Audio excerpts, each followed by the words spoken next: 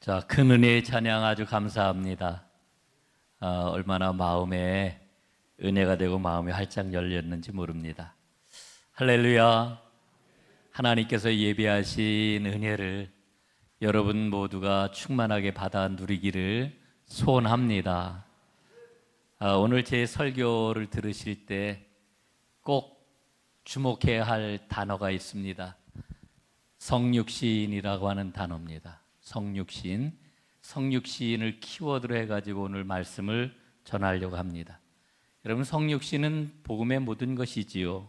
그리고 믿음의 길을 걸어가는 성도들의 삶의 모든 것이다, 이렇게도 이야기할 수 있습니다. 지난주에 제가 앨런 허시를 소개를 해드렸는데, 앨런 허시는 선교적 교회, 하나님의 선교를 수행하는 교회의 특징이 있는데, 그 교회는 바로 세상 속으로 보내지는 교회다, 이렇게 이야기를 하지요. 그런데 여러분, 세상 속으로 교회가 보내지는데 세상 속으로 들어가는 방식이 뭘까요? 그 방식이 바로 성육신입니다. 여러분, 하나님은 인간이 되어 이 땅에 오셨습니다. 우리는 흔히 이렇게 표현을 하지 않습니까? 높고 높은 하늘 보좌를 버리시고 낮고 천한 이 땅에 친히 인간이 되어 하나님이 오셨다. 그런데 성육신은 그걸로 끝이 아닙니다. 그 하나님이, 그 예수님이 십자가에 달려 피 흘리시고 죽으셨습니다. 그리고 부활하셨습니다. 이 성육신의 완성이 바로 십자가입니다. 성육신의 그런 완성이 십자가 사랑인 것이지요. 그렇기 때문에 진정한 선교, 진정한 전도는 성육신 방식으로 수행이 되어야 합니다. 오늘 제가 성육신, 또 거기다 성육신 방식 막 이렇게 얘기를 하니까 좀 어렵다, 이런 그 생각이 드실지 모르겠어요. 사실은 어려운 이야기가 아닙니다. 성육신 방식이라고 하는 것은 내가 이해하고 상대방이 이해하는 방식을 얘기하는 겁니다. 교회가 이해하고 세상이 이해하는 방식을 이야기를 하는 겁니다. 예를 한번 들어볼게요. 여러분들이 잘 알고 있는 그런 그 인물 이야기입니다. 아마 다미안 신부님 이야기를 다 아실 겁니다. 하와이 군도에서 이제 선교를 하시다가 하나님의 부르심을 받았지요. 이분이 하와이 군도에 있는 몰로카이 섬에 700명이 넘는 한센인 환자들이 격리 수용이 됐다라고 하는 이야기를 듣습니다. 말이 격리 수용이지 실제로는 어떻습니까? 이들은 철저하게 버림받은 사람들입니다. 이들은 철저하게 잊혀진 사람들입니다. 이들은 철저하게 외면된 이와 같은 사람들입니다. 이들의 비참한 상황을 전해들은 다미안 신부는 33살의 나이로 몰로카이 섬으로 들어가기를 자원을 합니다. 이때가 1873년이었습니다. 섬에 들어갔습니다. 그래서 한센인 환자들이 살 집을 짓고, 또 이분은 의사였기 때문에 고름을 짜주고 환부를 씻어주고 붕대를 갈아주고 희망이 사라진 사람들에게 그리스도의 빛을 비추어 줍니다. 죽어간 사람들을 위하여서 관을 짜고, 그리고 땅을 파고 무덤을 만들어서 장례를 치루어 줍니다. 그리고 이 사람들과 함께 더불어 살아가게 되는데, 처음에는 마음을 닫아놓고 있던 사람들이 1년, 2년, 그리고 시간이 점점 흐르게 되자 마음을 열고 신뢰를 합니다. 그리고 다미안 신부님을 따르게 되었지요. 이렇게 12년이 지나가게 되었는데 1885년 어느 날 다미안 신부님 보니까 자기 자신도 한센병에 걸렸다는 것을 알게 되었습니다. 그동안 12년 동안 한결같이 한센병자들 속에서 한센병과 함께 살아온 그런 그 자신이었지만, 자기에게 병이 찾아왔다고 하는 것을 아는 그 순간 덜컥 두려움과 절망이 그를 엄습했습니다. 여러분, 그렇지 않았겠습니까?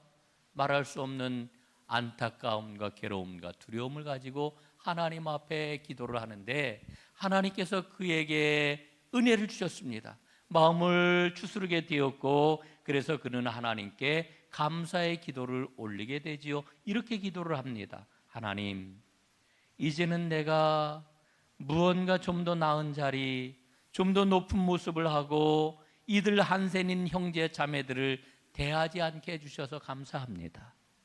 내 형제 자매들과 똑같은 자리에서 똑같은 모습으로 주의 사랑을 말하고 그 사랑을 드러낼 수 있게 해주셔서 감사합니다. 그리고는 계속해서 한센인들과 함께 살아가다가 1889년 4월 15일 하나님의 부르심을 받고 세상을 떠나게 되지요. 여러분, 이게 성육신 방식입니다.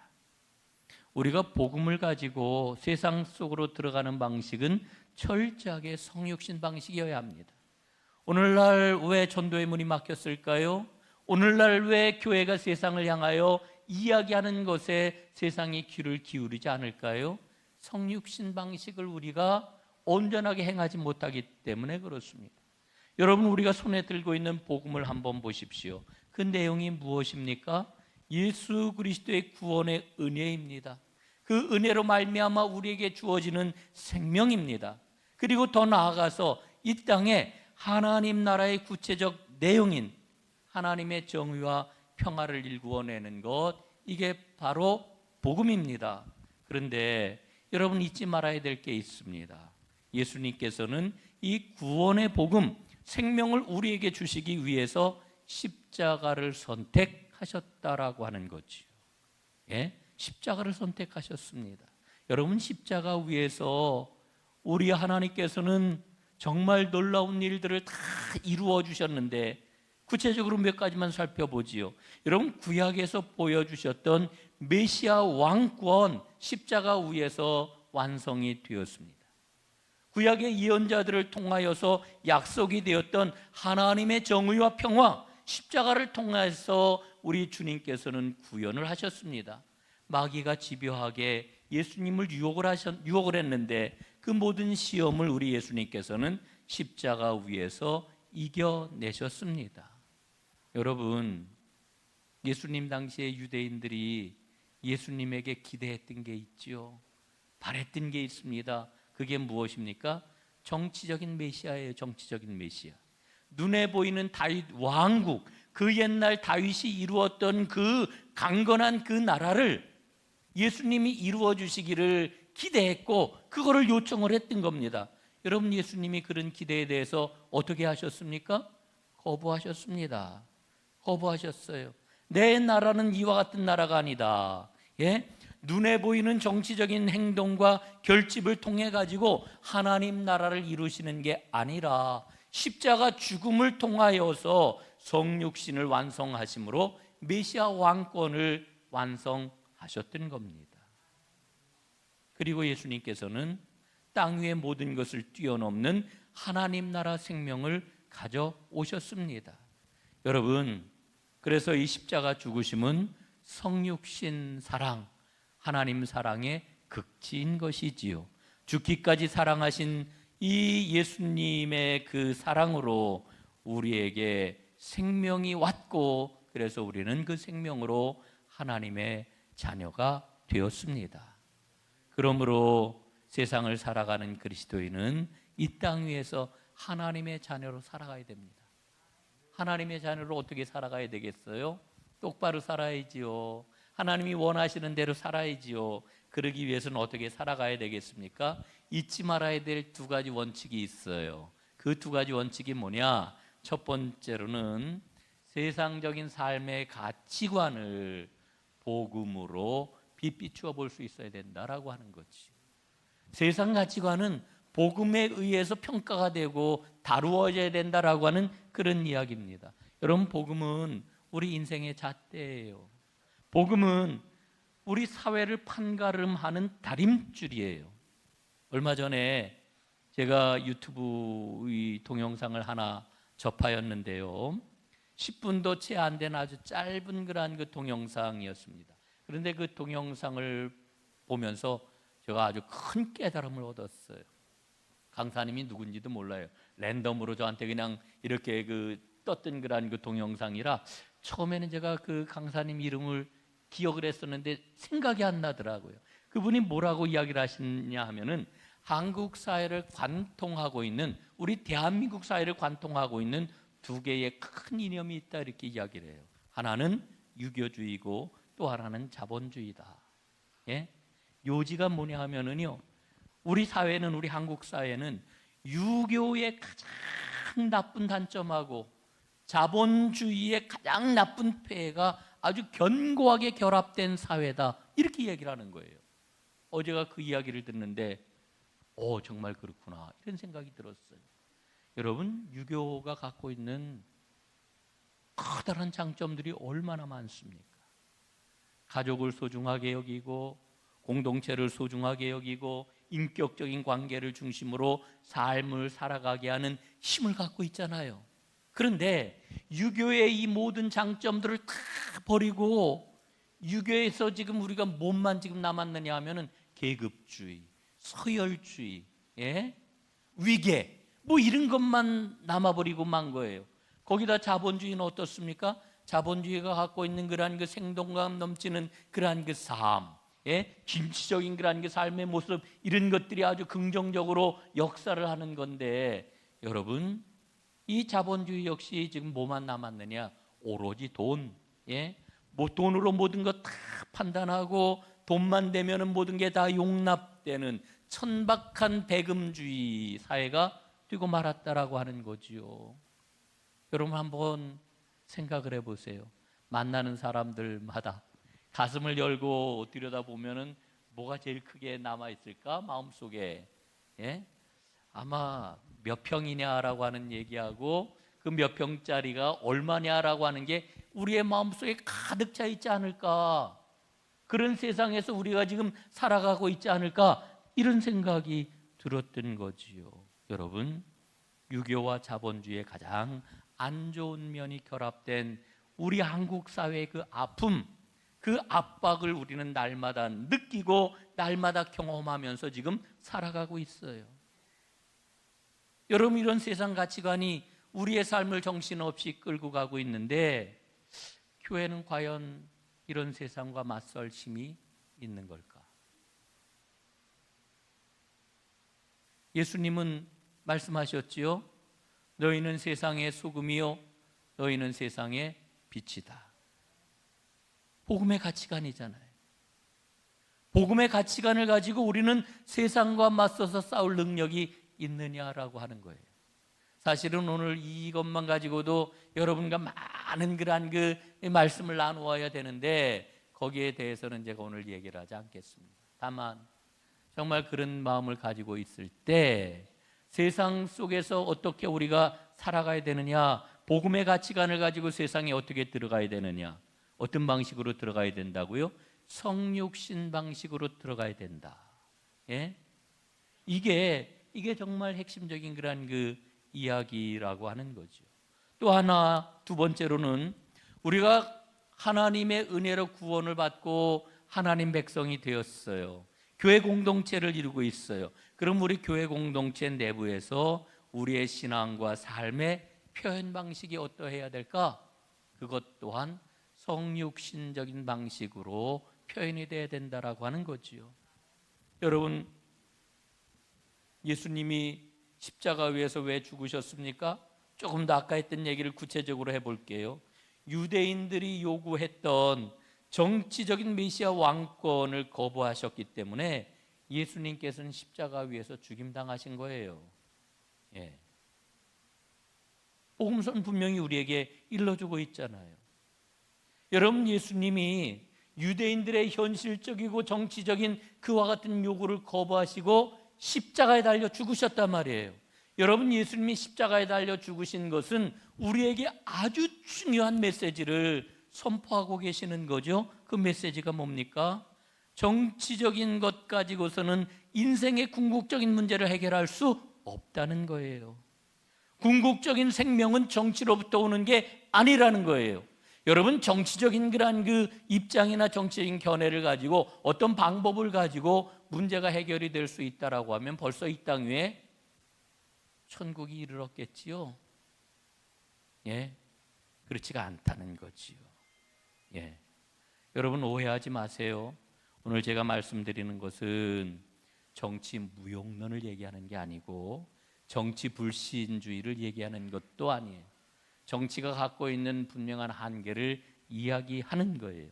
여러분, 예수님께서는 우리에게 영원한 생명과 인생의 궁극적인 문제를 해결하는 길은 십자가 위에서 보여주신 그 사랑 이외에는 없다라고 하는 것을 우리에게 일러주고 계시는 거지요.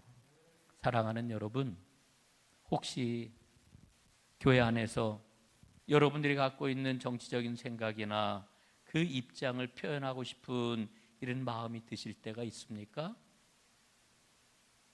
하지 마세요. 교회 안에서 그런 입장을 표명하지 마세요. 예? 왜요?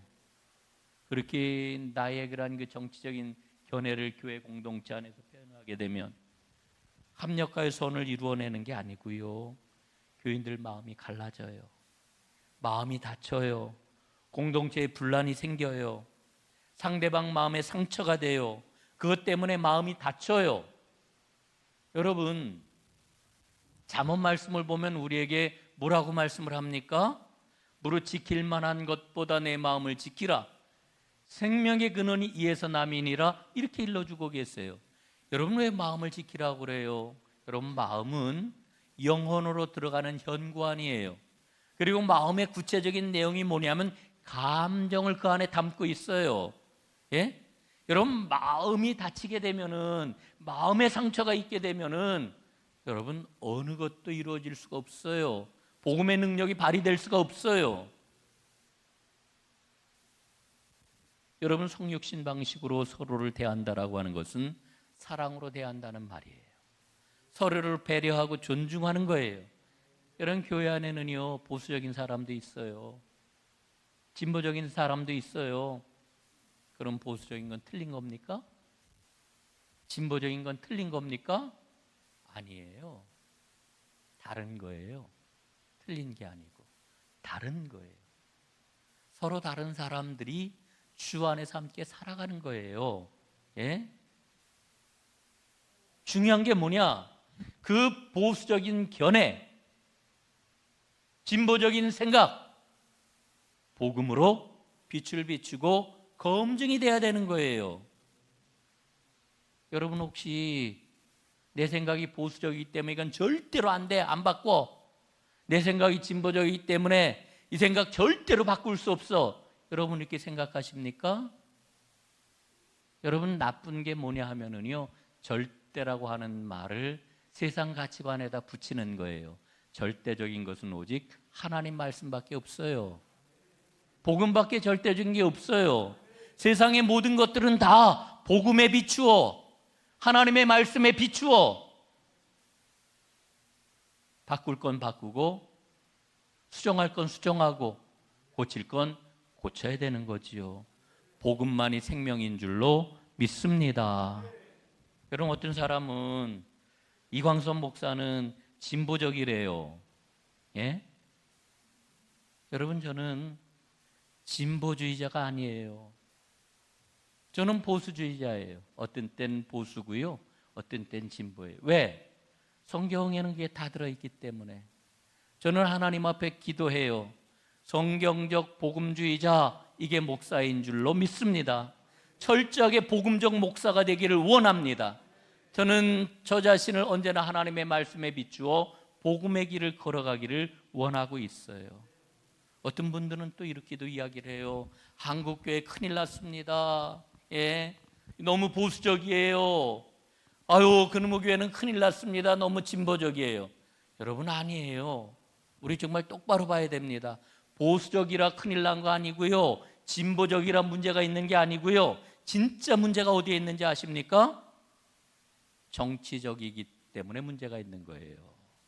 정치적이기 때문에.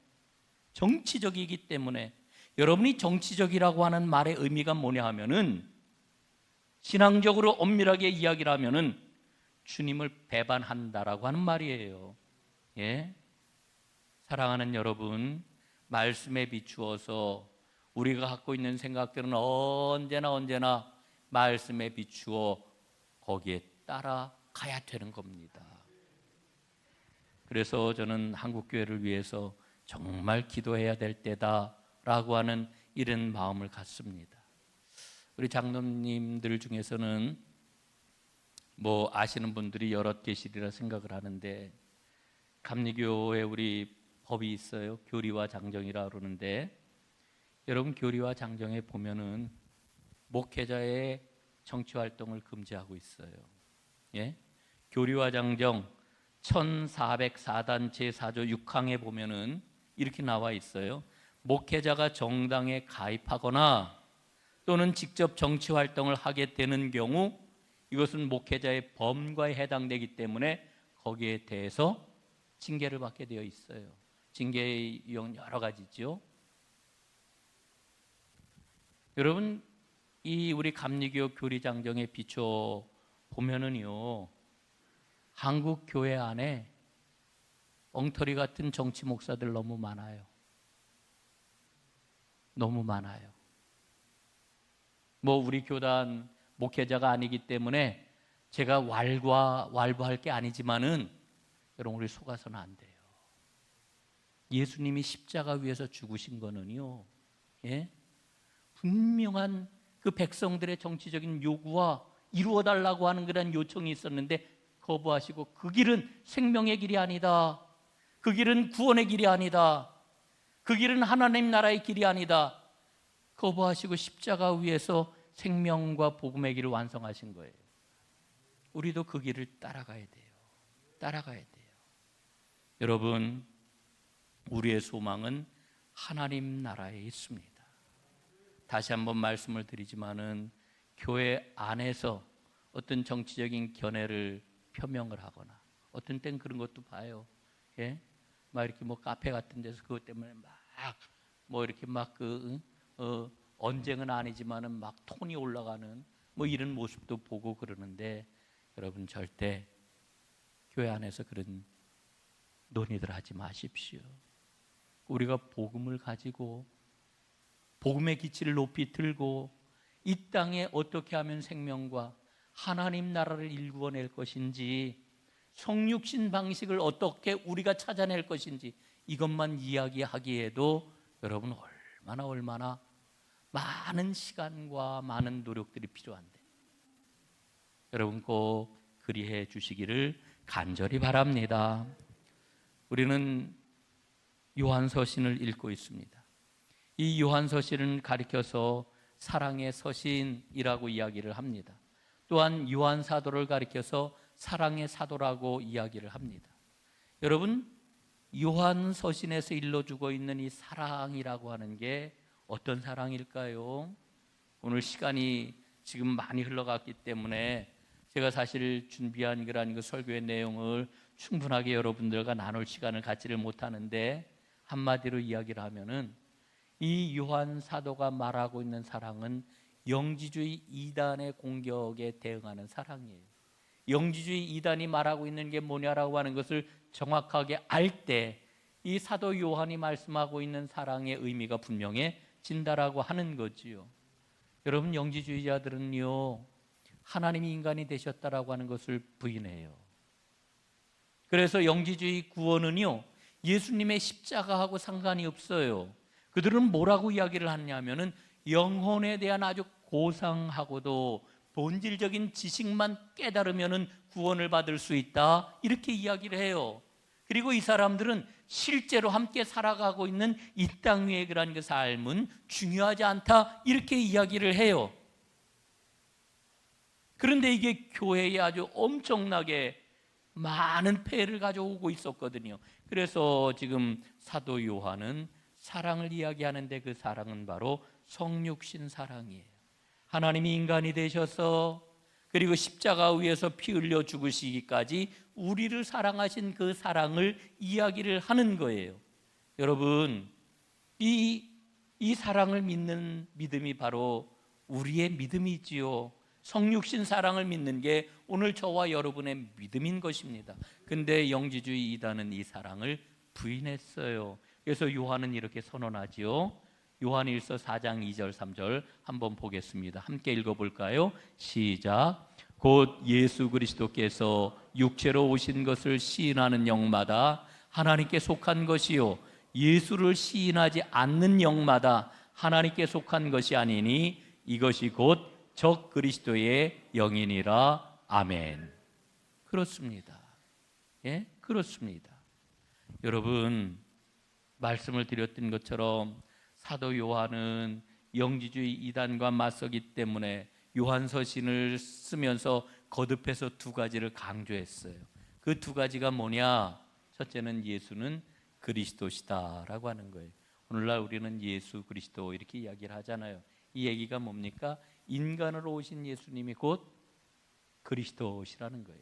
인간으로 오신 예수님이 곧 하나님이시라는 거예요. 예? 이거예요. 그분은 속죄 제물이 되어가지고 십자가 위에서 죽으셨어요. 이게 우리 믿음이라고 하는 거죠. 두 번째, 그래서 이 은혜로 말미암아 하나님의 자녀가 된 사람은 그 사랑을 받았기 때문에 당연히 누구를 사랑해요? 눈에 보이는 형제들, 오늘 함께 살아가는 자매들, 사랑하는 사람이 바로 하나님의 자녀라고 이야기하는 거예요. 이게 바로 요한서신에서 말하는 사랑의 의미인 것입니다. 여러분, 영지주의자들은 우리는 하나님하고 얼마나 친교를 누리는지 알아? 막 이렇게 자랑을 했어요. 그러나 그 자랑은 거짓말이에요. 왜? 그들은 함께 살아가는 형제들을 사랑하지 않았기 때문이죠. 여러분, 요한 사도의 말씀을 한 번 더 보겠습니다. 4장 20절 말씀에 요한일서 4장 20절 함께 읽어봅니다. 시작.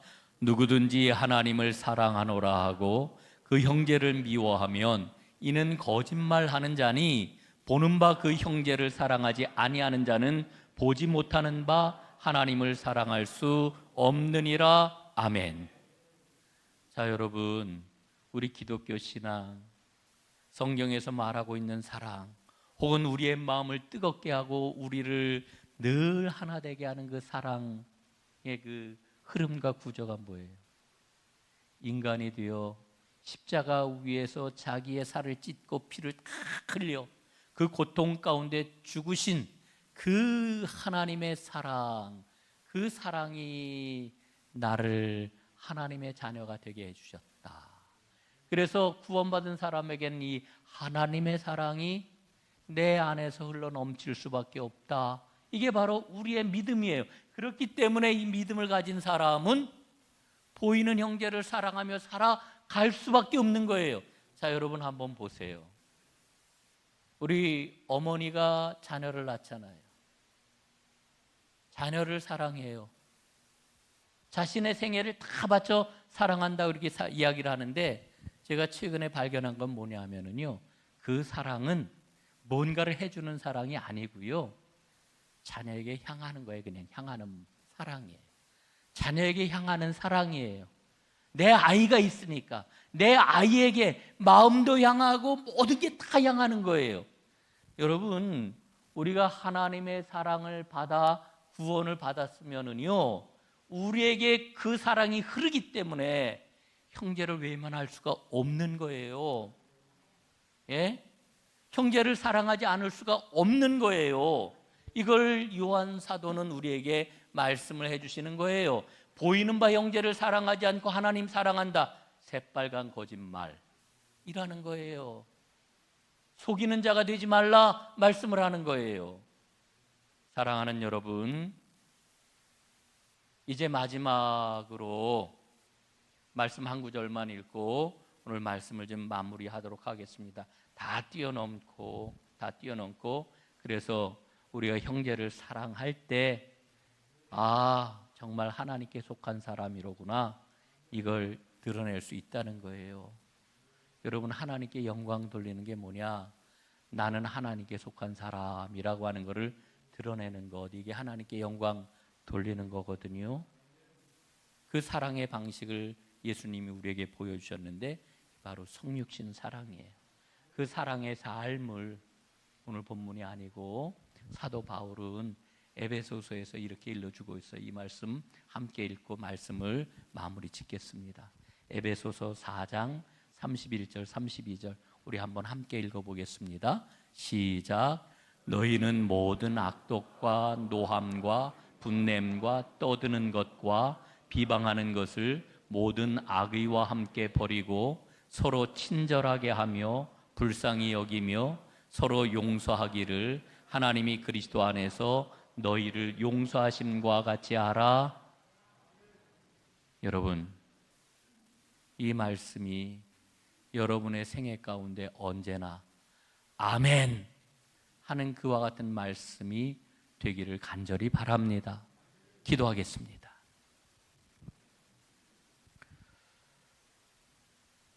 하나님, 높고 높은 하늘 보좌를 버리시고 낮고 낮은 이 땅에 연약한 인간의 몸을 하고 오셔서 우리를 사랑해 주신 하나님의 그 성육신 사랑을 오늘 생각했습니다. 십자가 위에서 완성하신 하나님의 성육신의 은혜를 마음에 새겼습니다. 아버지 하나님, 이제 우리가 성육신 그 사랑과 은혜로 하나님의 자녀가 되었으니 하나님의 자녀, 하나님께 속한 자의 삶의 모습이 우리 가운데 가득가득 넘쳐나도록 주의 성령님 저희들을 도와주시고 인도하여 주옵소서. 형제를 사랑하게 하여 주옵소서. 매일같이 만나는 사람들을 통해 예수님을 발견하게 하여 주시옵소서. 성육신 방식으로 사람을 대하게 하시고 성육신 방식으로 온 세상을 향하여 나아가는 우리 전농교회 공동체가 되게 하여 주옵소서. 예수님 이름으로 기도 올리옵나이다. 아멘.